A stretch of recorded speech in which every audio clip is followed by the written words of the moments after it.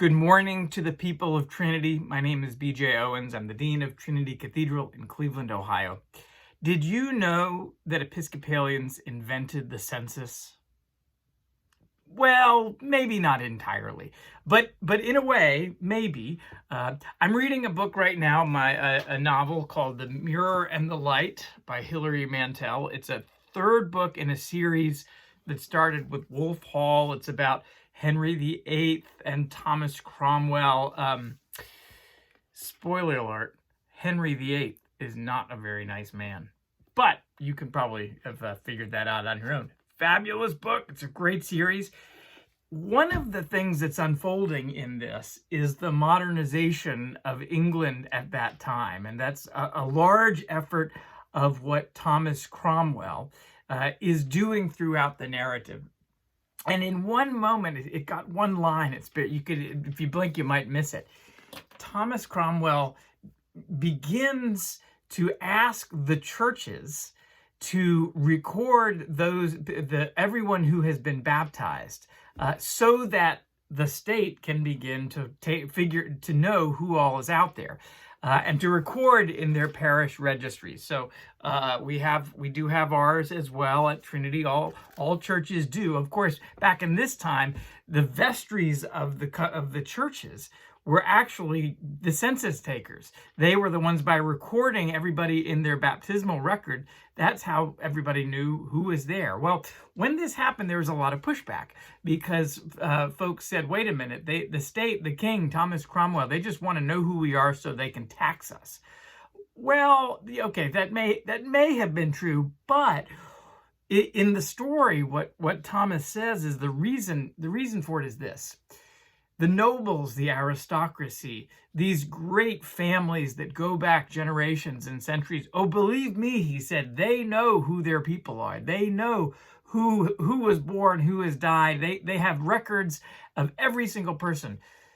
But among everybody who was not a part of the aristocracy, there was no record that they had even been there. And in fact, there was no record that they existed at all. And the point was that every person should be counted because every person matters. Well, here we are, it's 2020, and we're drawing to the close of the season of the census, something our country does every 10 years. The deadline has changed, and of course, amid the pandemic, this has been a particular challenge. The new deadline in order to fill out the census is the end of September. I want you to remember something, that there are certain groups that are historically undercounted, certainly transient populations, but people of color, Latinx, LGBTQ folks, people who, for any number of reasons, don't tend to report or aren't noted. And that, of course, impacts how communities can support the people who live within them.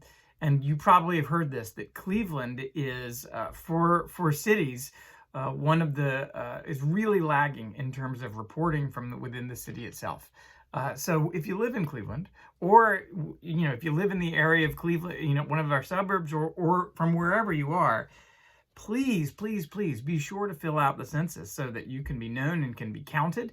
And if you here in our area, if you live in Cleveland especially, if you know people who live in Cleveland, if you or anybody you know or love is in a group that we might think of as at risk of being undercounted, make sure they know that this is an important step.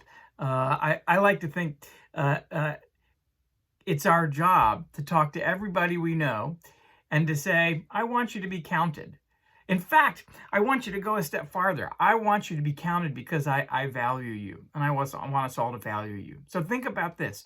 As you go through your day and your week, and I know we don't see people as often as we used to, but let's say you're out on your walk, and I know in a typical week, when you interact with people, that the first thing you say is, Trinity is such a great church. It's my church. I'd love for you to go. Join us online or come with us on a Sunday. I realize that's what you typically will say to most people you meet. And I appreciate that. And keep doing that. But I want you to also, for the next few weeks, say, I really like you. Have you filled out your census yet? Right? Do it. Let them know that because you value them, that you want them to be to speak up and to be known. because we want this to be as an equitable community where everybody is counted, where resources are shared appropriately and as needed. And the census is an important way to do that. So be sure you fill out your own census, however, either online or whatever the best way is for you. But check in with all your friends and neighbors. Check in with anybody you can. Say, I really value you, and I want you to value yourself. We are all precious in the sight of God. And it is our responsibility as Christians, as Episcopalians, as members of the cathedral community, whatever that means to each and every one of us, to honor and respect the dignity of every human being. This is a moment in our own civic life. It's important for us to take that simple step, not only to take care of it for ourselves, but to invite other people to participate as well.